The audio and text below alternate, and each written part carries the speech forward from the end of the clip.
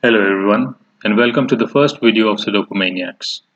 Today we are going to speak about what a Sudoku is, what are the basic rules, and the basic notation that we use when we solve it.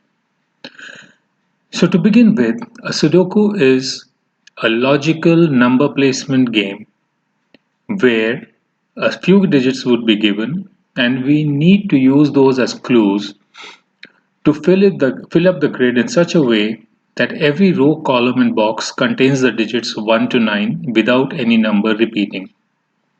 Now we will go ahead and have a look and see what we exactly mean by a row, column or a box. So in this blank grid, a set of horizontal cells constitute a row. As we can see, there are 9 such rows available in a grid, and a vertical set of cells constitutes a column. Again, as we can see, there are 9 such columns available in a grid, and a bold outline region constitutes a box. Again, when we look at it, there are 9 such boxes in the grid. Now, these small squares which are being highlighted are known as cells. This is where either the clues would be provided to us or they would be blank where we need to fill in the digits. Now, the basic thing about a Sudoku cell is such that there will always be 3 constraints that act upon it. Namely, it would be a row, a column, and the box. Now, there is a certain notation that we use when we want to refer to a specific cell. Let's take a quick look at how do we notate the cells. Now when I look at the cell which is at the junction of row 2 and the fifth column, we call it R2C5. Similarly, a cell which is at the junction of the ninth row, which is the bottommost row, and the seventh column is notated by R9C7. This is the notation that is used when we want to refer to a specific cell.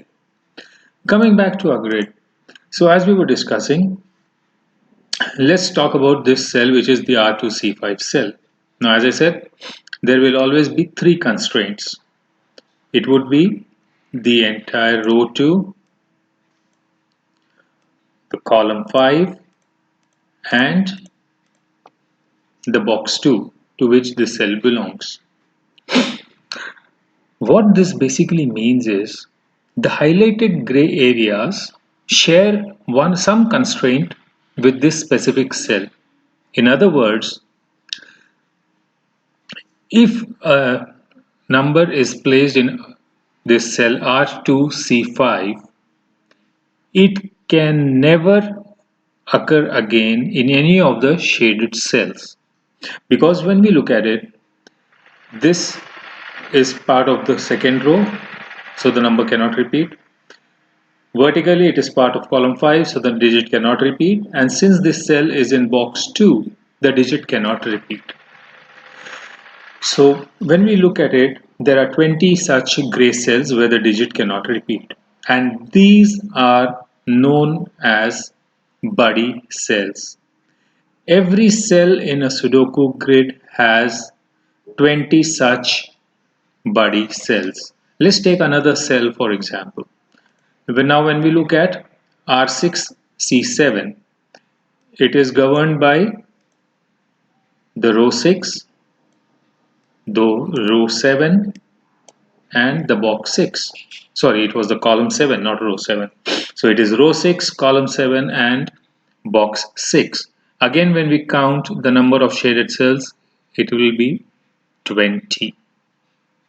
So this is the concept of buddy cells. This plays a very important role when we are solving a Sudoku.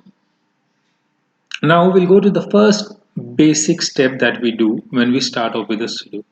We will be going into the other techniques of solving in subsequent videos, but today is more of an introduction. So let's take a look at a blank grid that is in front of us. Now we see the few digits are already given and we need to fill up the other digits. Now any cell that has more than one possibility, we notate them with small marks known as pencil marks. So for example, let us look at the cell R2C4. Now the body cells of this R2C4 would be the row 2, the column 4 and box 2. So when I look at the box, I see that 1, 2 and 3 are already present. When I look at the row 2, the digits 4 and 5 are already present, and when I look at the column I also have the 6 which is already there. So all these 6 digits cannot appear in this cell, and with the 9 already available in box 2, the only possibilities I would have is 7 and 8. So we noted them with small digits which are nothing but highlighting all the possible digits that can be placed in this specific cell. Now let's take another cell as an example. Now let's look at R8C5. From the column I see that 1 is already available, so it cannot be placed here. Since I do not have a constraint of 2 either with the row, column or the box, 2 can be a possibility. 3 is available already, so it cannot be placed. 4, 5, 6, 7 are part of box 8, so even they cannot be placed. 8 can be placed and 9 is already eliminated. So the digits 2 and 8 are the only possible digits that can be placed in R8C5, and this method of marking out the possible digits is known as pencil marking. So I hope you like this initial video, and if you have any feedbacks or suggestions, please do not hesitate to reach out to us and pass on the feedback to us. But if you have liked the video and you feel that it is helpful, please do not hesitate to like, share and recommend it to your friends. Thank you friends. Till the next time.